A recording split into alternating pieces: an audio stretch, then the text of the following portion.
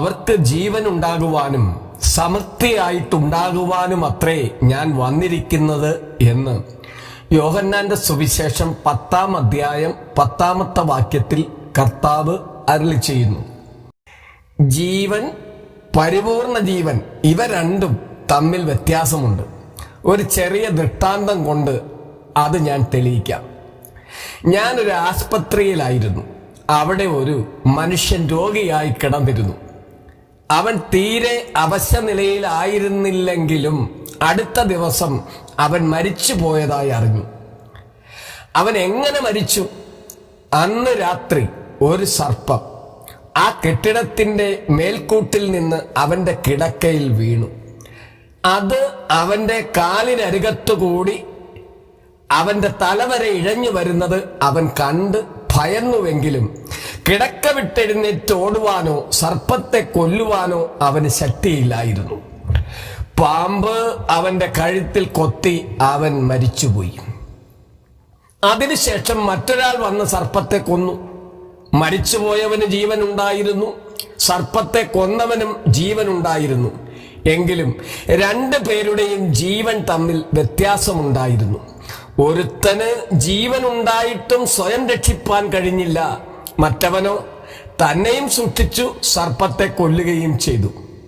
ഇപ്രകാരം തന്നെ അനേക ക്രിസ്ത്യാനികൾക്കും ജീവനുണ്ട്, എങ്കിലും പഴയ സർപ്പത്തിൽ നിന്ന് തങ്ങളെ രക്ഷിപ്പാനുള്ള കഴിവ് അവർക്കില്ല. പാപത്തിന്റെ പരീക്ഷകൾ ജയിപ്പാൻ കഴിവില്ലാത്തവർ എങ്ങനെ മറ്റുള്ളവരെ രക്ഷിക്കാൻ ഇടയായിത്തീരും? പഴയ സർപ്പം ഇവരെ കടിക്കുമെന്നുള്ളതും പാപവിഷം വ്യാപിച്ചവർ പാപത്തിൽ മരിക്കുമെന്നുള്ളതും നിശ്ചയമാണ്. എന്നാൽ ക്രിസ്തുവിൽ കൂടി സമൃദ്ധമായ ജീവൻ പ്രാപിച്ചവർ പഴയ സർപ്പത്തെ കൊന്ന് പാപപരീക്ഷ ജയിച്ച് മറ്റുള്ളവരെ സഹായിപ്പാൻ കനിവുള്ളവരായി തീരും. ഇതാണ് പരിപൂർണമായ ജീവൻ. അല്പം ജീവൻ മാത്രമുള്ള ക്രിസ്ത്യാനി പരിപൂർണ ജീവൻ പ്രാപിച്ചില്ലെങ്കിൽ അതിവേഗം മരിച്ചു പോകും, അതായത് ആത്മമരണം ഉണ്ടാകും. എന്നാൽ പരിപൂർണ ജീവൻ പ്രാപിക്കുന്നവന് മരണമുണ്ടാകുകയില്ല. എന്തുകൊണ്ടെന്നാൽ അവന്റെ ബന്ധം നിത്യനായ ദൈവവും ഒന്നിച്ചുള്ള സ്വർഗതലങ്ങളിൽ എന്നേക്കും വാഴുന്നതാണ്. അനേകം ക്രിസ്ത്യാനികൾ ജീവനുള്ളവരെങ്കിലും ക്രിസ്തു മൂലം ലഭ്യമാകുന്ന ആനന്ദവും സമാധാനവും അവരിൽ കാണുന്നില്ല. കാരണമെന്ത്? അവരുടെ ആത്മാവിന് സുഖമില്ല. ഞാനൊരു രോഗിയെ കണ്ടു. അവന് വൈദ്യൻ നല്ല രുചികരമായ ഭക്ഷണം കൊടുത്തു. പക്ഷേ രോഗി അത് രുചിച്ചു നോക്കിയാറെ യാതൊരു രുചിയും അവന് തോന്നിയില്ല. കാരണം രോഗം നിമിത്തം അവന് രുചി അറിയുന്നതിനുള്ള കഴിവ് നശിച്ചുപോയി. അപ്രകാരം തന്നെ ജീവൻ മാത്രമുള്ള ക്രിസ്ത്യാനികൾക്ക് മാധുര്യമേറിയ ദൈവവചനം രുചിയില്ലാത്തതായി തോന്നാം. അത് വായിപ്പാനും ഗ്രഹിപ്പാനും അവന് മനസ്സില്ല. അവനത് നിസ്സാരമായി തോന്നുന്നു. ഫലമോ അവന്റെ ജീവിതം തന്നെ സന്തോഷമില്ലാത്തതായി തീരും. മാത്രമല്ല, ഇപ്രകാരമുള്ളവർ ക്രിസ്തീയ ജീവിത മഹത്വം മനസ്സിലാക്കായക കൊണ്ട് ഈ ഐഹിക ജീവനെ തന്നെ ഇല്ലായ്മ ചെയ്യുവാൻ ആഗ്രഹിക്കുന്നു. എനിക്ക് പരിചയമുള്ളൊരു രോഗി ഉണ്ടായിരുന്നു. അവൻ 10 വർഷം രോഗക്കിടക്കയിലായിരുന്നു. ജീവിതം അവന് വെറുത്തു. മരിച്ചാൽ മതിയെന്ന് തോന്നി. അതിന് പറ്റിയ ഔഷധം എന്തെങ്കിലും കൊടുക്കണമെന്ന് അവൻ വൈദ്യനോട് അപേക്ഷിച്ചു. ഇപ്രകാരം പല ക്രിസ്ത്യാനികളിലും സമൃദ്ധിയായ ജീവന്റെ മഹത്താനുഭവം ഇല്ലായകയാൽ ക്രിസ്തുവിനെ വിട്ടുമാറി നിരീശ്വര മാർഗവും മറ്റും അന്വേഷിച്ച് ഓടി നടക്കുന്നു. അവർ ദൈവമില്ല എന്ന് തന്നെ അവർ പറഞ്ഞുകൊണ്ടിരിക്കുന്നു. ഇങ്ങനെ ആത്മീയ ജീവിതം അവർ തന്നെ തങ്ങളിൽ ഇല്ലാതാക്കി തീർക്കുന്നു. പരിപൂർണ ജീവൻ നമുക്ക് നൽകുവാനായിട്ടാണ് നമ്മുടെ രക്ഷിതാവ് പരലോകം വിട്ട് ഈ ലോകത്തിലേക്ക് വന്നത്. അവൻ സ്വന്തം രക്തം ചിന്തി തന്റെ ജീവൻ നമുക്കായി തന്നു. ആകയാൽ പരിപൂർണ ജീവൻ ഇവിടെ വെച്ച് നമുക്ക് ലഭിക്കും. പരലോകത്തിലെത്തി നിത്യജീവനുള്ളവരായി അവനും ഒന്നിച്ച് എക്കാലവും വാഴുകയും ചെയ്യും എന്നു വരികിലും പലർ ഇതേക്കുറിച്ച് സംശയാലുക്കളാണ്. ഒരുവന്റെ മരണം മൂലം മറ്റൊരുത്തന് ജീവൻ ഉണ്ടാകുന്നത് എങ്ങനെയെന്ന് അവർ ചോദിക്കുന്നു. ഹിമാലയ പർവ്വതത്തിന്റെ ഇടുക്കുകളിൽ ഒന്നിൽ ഒരു ദിവസം ഒരു ബാലൻ വീണുപോയി. അവനെ അവന്റെ പിതാവെടുത്ത് ആസ്പത്രിയിൽ കൊണ്ടുപോയി. ഡോക്ടർ അവന്റെ ശരീരം പരിശോധിച്ചു. ആ കുട്ടി രക്ഷപ്പെടുന്ന കാര്യം അസാധ്യമെന്ന് പറഞ്ഞു. അവന്റെ പിതാവ് അത്യധികം ദുഃഖിച്ചു. എങ്ങനെയെങ്കിലും അവന് രക്ഷപ്പെടുത്തണമെന്ന് ഡോക്ടറോട് കേണപേക്ഷിച്ചു. അപ്പോൾ അദ്ദേഹം പറഞ്ഞു, ജീവരക്ഷയ്ക്കൊരു മാർഗമേ ഉള്ളൂ. ആരെങ്കിലും തന്റെ രക്തം ഈ കുട്ടിക്ക് വേണ്ടി കൊടുക്കുവാൻ സമ്മതിക്കണം. ഒരുപക്ഷെ രക്തദാനം ചെയ്യുന്ന ആൾ മരിക്കേണ്ടി വരും. ആ പിതാവ് തന്റെ രക്തം കുട്ടിക്ക് കൊടുക്കാമെന്ന് സമ്മതിച്ചു. പിതാവിന്റെ രക്തധമനിയിൽ സൂചി കടത്തി പിതാവിന്റെ രക്തം ചോർത്തിയെടുത്ത് ആ ബാലന് കൊടുത്തു. നഷ്ടപ്പെട്ടുപോയ രക്തം ലഭിച്ചതുകൊണ്ട് കുട്ടി ജീവിച്ചു. പക്ഷേ രക്തം നഷ്ടം വന്നതിനാൽ വൃദ്ധനായ പിതാവിന്റെ മരണത്തിന് അത് ഇടവരുത്തി. ഞാൻ സൗഖ്യപ്പെട്ട ഈ ബാലനെ കണ്ടു.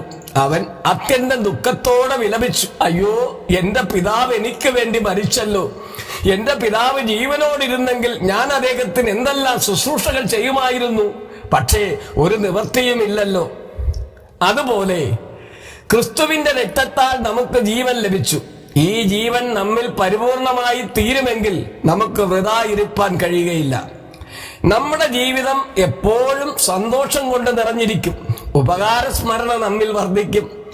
ആ നന്ദി നമുക്കായി ജീവൻ തന്ന രക്ഷിതാവിന് ശുശ്രൂഷ ചെയ്യുവാൻ നമ്മെ പ്രേരിപ്പിക്കും. നമ്മുടെ ജീവനെ കൂടി അവന് കൊടുപ്പാനും അവന് ശുശ്രൂഷ ചെയ്യുവാനും നാം ഉത്സാഹിക്കുന്നവരായി തീരും. ഇപ്രകാരം പരിപൂർണ ജീവൻ പ്രാപിച്ചവർ ആനന്ദ ജീവിതം നിർവഹിക്കുന്നവരായി തീരും. തിരുവചനം അവന് മാധുര്യം പ്രദാനം ചെയ്യും. അവന് ലഭിച്ച ജീവനെക്കുറിച്ച് മറ്റുള്ളവരോട് പറഞ്ഞ് അവർക്കും ജീവൻ ഉണ്ടാകേണ്ടതിന് അവൻ സഹായിക്കും. ഈ ശുശ്രൂഷ നിർവഹണത്തിൽ ഉണ്ടാകുന്ന കഷ്ടതകൾ നിസ്സാരമായി അവൻ കരുതും. കഷ്ടതയിലും പാടുന്ന അവസ്ഥയിൽ അവൻ എത്തിച്ചേരും. ആവശ്യമെങ്കിൽ തന്റെ ജീവൻ പോലും ക്രിസ്തുവിന് വേണ്ടി ത്യജിക്കുവാൻ അവൻ മടിക്കുകയില്ല. ടിബറ്റ് രാജ്യത്തിൽ ഒരു ക്രിസ്ത്യാനി ഉണ്ടായിരുന്നു. അവൻ തനിക്ക് ലഭിച്ച രക്ഷയുടെ സന്തോഷത്താൽ നിറഞ്ഞ മറ്റുള്ളവരോട് യേശുവിനെ കുറിച്ച് പറയുവാനിടയായി. എന്നാൽ അവിടെയുള്ളവർക്ക് അത് ഇഷ്ടമായില്ല. അവർ അവനെ പിടിച്ച് അടിച്ച് ദേഹോപദ്രവം ഏൽപ്പിച്ചു. എന്നാൽ ക്രിസ്ത്യാനി തന്നെ ഉപദ്രവിച്ചവർക്ക് വേണ്ടി പ്രാർത്ഥിക്കുകയും രക്ഷയുടെ സന്തോഷത്തെക്കുറിച്ച് വീണ്ടും അവരോട് പ്രസംഗിക്കുകയും ചെയ്തു. തന്നിമിത്തം ജനങ്ങൾക്ക് അവനോട് കോപം വർദ്ധിച്ചു. അവനെ പിടിച്ച് ബലം പ്രയോഗിച്ച് കിടത്തി അവന്റെ 2 ചെവികളിലും ഈയം ഉരുക്കി ഒഴിച്ചു. വേദന ശമിച്ചപ്പോൾ സുബോധത്തോടുകൂടി അവൻ അവർക്ക് വന്ദനം പറഞ്ഞു. നിങ്ങൾ എന്റെ ചെവി 2 അടച്ചു കളഞ്ഞത് ഉപകാരമായി. എന്തെന്നാൽ ഇനിയും എനിക്ക് ഈ ലോകത്തിന്റെ സ്തുതിവചനങ്ങളോ നിന്നാവാചകങ്ങളോ കേൾക്കേണ്ടതില്ലല്ലോ. എന്നാലും എന്റെ ഹൃദയ ചെവികളാൽ എന്റെ ദൈവത്തിന്റെ ഇമ്പശബ്ദം എനിക്ക് കേൾക്കാൻ കഴിയുന്നുണ്ട്. അവർ ആശ്ചര്യപ്പെട്ടു. അവനെ കൂടുതൽ അത് കേട്ടു അവർ ഉപദ്രവിച്ചു. അവന്റെ കണ്ണുകൾ 2 ചുഴുന്നെടുത്തു കളഞ്ഞു. അതിനായും അവൻ അവർക്ക് നന്ദി പറഞ്ഞു. ഇഹലോക ആഡംബരങ്ങൾ കണ്ടുകൂടാതെ വണ്ണം എന്റെ കണ്ണുകൾ ഇല്ലായ്മ ചെയ്തത് നന്നായി. ലോകവും അതിന്റെ മോഹവും ഒഴിഞ്ഞു പോകും. ഞാൻ എന്റെ ഹൃദയ കണ്ണുകളാൽ എന്റെ ദൈവത്തെയും എന്റെ പ്രിയ രക്ഷകനായ യേശുവിനെയും കാണുന്നു എന്നവൻ വിളിച്ചു പറഞ്ഞു. അപ്പോൾ അവർ പൂർവാധികം കുപിതരായി അവനെ കത്തികൊണ്ട് കുത്തി. പല പ്രാവശ്യം കുത്തി. അതിനായിട്ടും അവൻ അവർ ദൈവത്തെ സ്തുതിക്കുന്നത് കണ്ട് അവന്റെ നാക്ക് പിടിച്ച് അവർ ഛേദിച്ചു കളഞ്ഞു. അപ്പോൾ നാക്ക് ഛേദിച്ചവരെ അത്ഭുതപ്പെടുത്തിക്കൊണ്ട് ആ നാക്കില്ലാത്ത സുവിശേഷകൻ അവരോട് സംസാരിക്കുവാൻ തുടങ്ങി. നിങ്ങൾ എന്റെ വായടച്ചു. ദൈവം അനേകം നാവുകളെ എനിക്ക് തന്നിരിക്കുന്നു. കൂടുതലായി അവനെ സ്തുതിക്കുവാൻ ഇതാ എനിക്ക് ഒരു പുതിയ നാവ് തന്നിരിക്കുന്നു എന്ന് പറഞ്ഞു. പിന്നീട് ആ ജനങ്ങൾക്ക് വേണ്ടി അവൻ പ്രാർത്ഥിച്ചു. മഹാസന്തോഷത്തോടെ പിതാവിന്റെ സന്നിധിയിൽ അവൻ എത്തിച്ചേർക്കപ്പെട്ടു. ഇതത്ര പരിപൂർണ ജീവന്റെ ഒരു ദൃഷ്ടാന്തം. അവൻ ജീവൻ പ്രാപിക്കുക മാത്രമല്ല, മറ്റുള്ളവർക്കും ജീവൻ ഉണ്ടാകുന്നതിന് വേണ്ടി പ്രയത്നിക്കുന്നു. ദുഃഖത്തിൽ സന്തോഷിക്കും. തന്റെ ജീവനെ മറ്റുള്ളവർക്കായി കൊടുക്കും. കർത്താവിനോടുകൂടി നിത്യകാലം ജീവിക്കും. വെറും ജീവനുള്ളവന് അതിവേഗത്തിൽ അത് നഷ്ടമാകും. നാം വെറും ജീവൻ മാത്രമല്ല, പരിപൂർണ ജീവൻ, സമൃദ്ധിയായ ജീവൻ പ്രാപിച്ചവരായി തീരണം. അത് തരുവാൻ വേണ്ടിയാണ് നമ്മുടെ കർത്താവായ യേശു ലോകത്തിൽ വന്നത്. എന്നാൽ നാം ലോകത്തിൽ സന്തോഷമുള്ളവരായി ജീവിക്കുവാൻ കഴിയും. ദൈവേഷ്ടത്തിന് പൂർണ്ണമായി കീഴടങ്ങും. ആത്മാക്കളെ നേടുവാൻ ജാഗ്രത കാണിക്കും. ഇഹലോകത്തിൽ അവന്റെ ക്രൂശ് വഹിക്കുകയും എന്നേക്കും പരലോകത്തിൽ കർത്താവിനോടുകൂടി ഇരിക്കുകയും ചെയ്യും. നമ്മുടെ ജീവിതം ഈ മഹത്വ ജീവിതമായിരിക്കാൻ കർത്താവ് ഏവരെയും സഹായിക്കുമാറാകട്ടെ.